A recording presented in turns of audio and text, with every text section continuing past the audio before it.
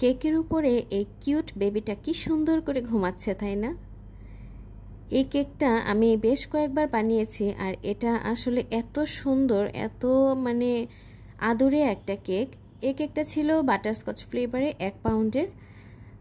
তো এখানে হচ্ছে প্রতিটা লেয়ারে আমি ক্রিম দিয়ে নিয়েছি, আর এখানে যে ফন্ডেন্টের কাজগুলো দেখতে পাচ্ছেন, এই ফন্ডেন্টের কাজগুলোর জন্য কিন্তু এইগুলো কেকে এক্সট্রা চার্জ ধরা হয়। এটা আমি কিন্তু বারবারই বলে থাকি, মেসেজেও বলে থাকি, আর হচ্ছে ভিডিওতেও আমি মাঝে মাঝে বলে দিই। তো যারা জানেন না অবশ্যই এগুলো ভালো করে দেখে শুনে বুঝে তারপরে অর্ডার করবেন।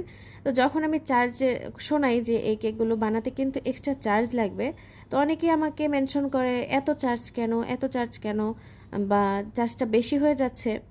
আসলে এই কেকগুলো বানাতে কিন্তু নর্মাল কেকের থেকে অনেক বেশি টাইম লাগে, আর হচ্ছে অনেক কষ্টকর ব্যাপারও। একটা ছোট ছোট টপার বানাতে আপনার আধা ঘন্টা থেকে 1 ঘন্টা লেগে যায়। তো এই ছোট ছোট টপারগুলো বানাতে কত সময় লাগতে পারে আপনারাই চিন্তা করেন, আর এইটুকু সময়ের মধ্যে কিন্তু 2 থেকে 3টা কেক অনায়াসেই করে ফেলা যায়।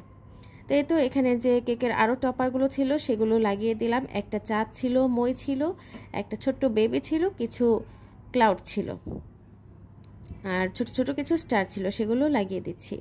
কেকটা কিন্তু বাস্তবে দেখতে অনেক বেশি সুন্দর। আপনারা বিভিন্ন রকমের থিম দিয়ে, আপনাদের নিজস্ব ডিজাইন দিয়ে তারপরে কিন্তু এই কেকটা নিতে পারেন। বিভিন্ন রকমের থিম কেক বাচ্চাদের জন্য নিতে পারেন।